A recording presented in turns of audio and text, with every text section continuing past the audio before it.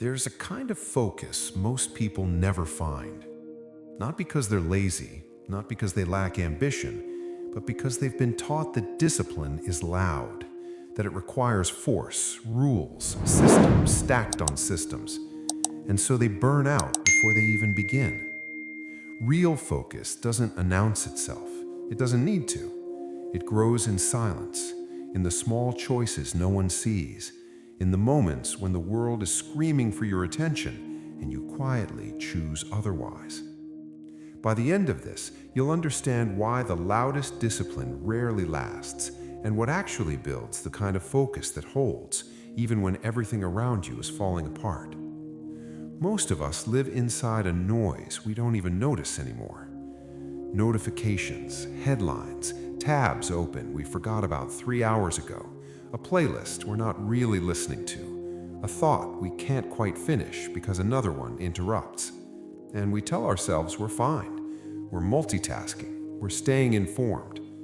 But underneath all of it, there's this low hum of exhaustion, a feeling like we're always half present, like we're running but never quite arriving.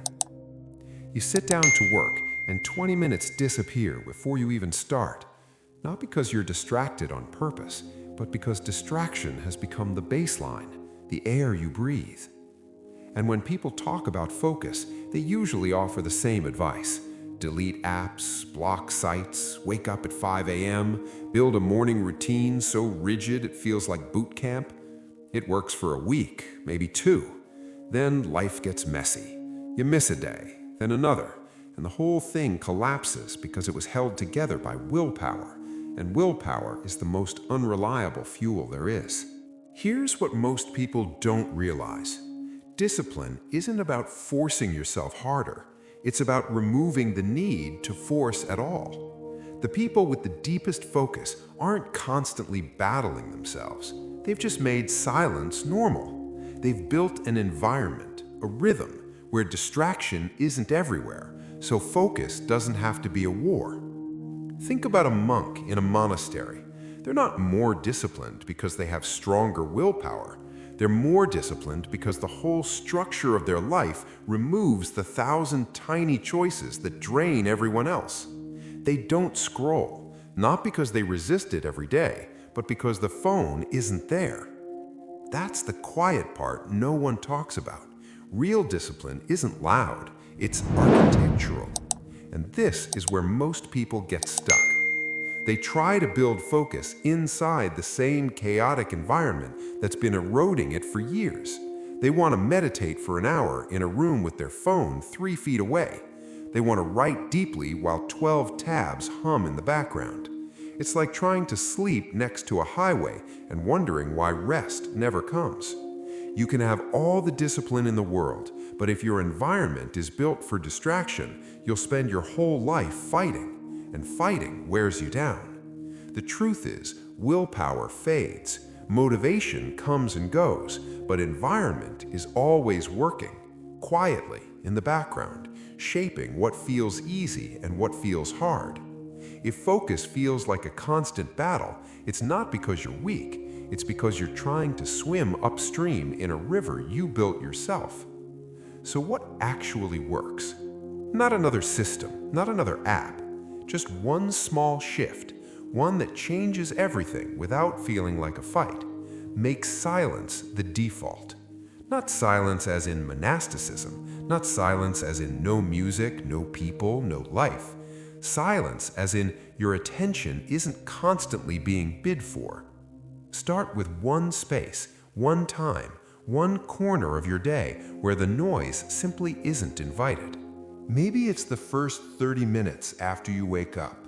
No phone, no input, just you and whatever you're building. Maybe it's your desk. One screen, one task. No tabs waiting in the wings like a crowd you're ignoring. It doesn't have to be perfect. It doesn't have to be all day. But it has to be real, consistent, non-negotiable in the quietest way. Because here's the thing. Once your nervous system learns what silence feels like again, it starts craving it. Focus stops being something you force. It becomes something you return to, naturally. And then, Protect it like it matters.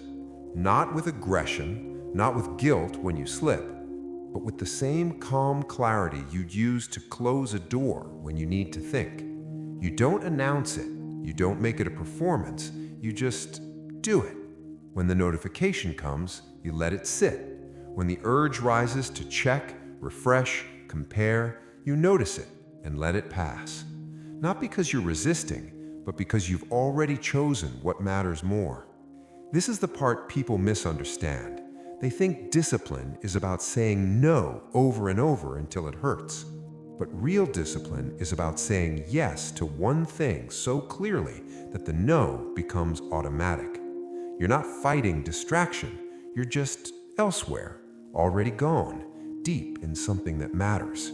It won't feel dramatic. That's how you know it's working. There's no high, no surge of motivation, just a quiet steadiness, a rhythm that holds even when you're tired.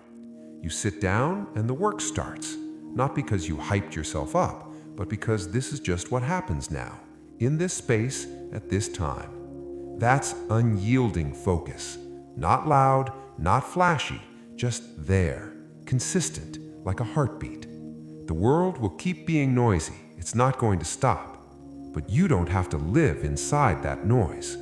You can build a small pocket of silence, guard it gently, let it grow, and over time you'll notice something. The chaos doesn't disappear, but it stops touching you the same way.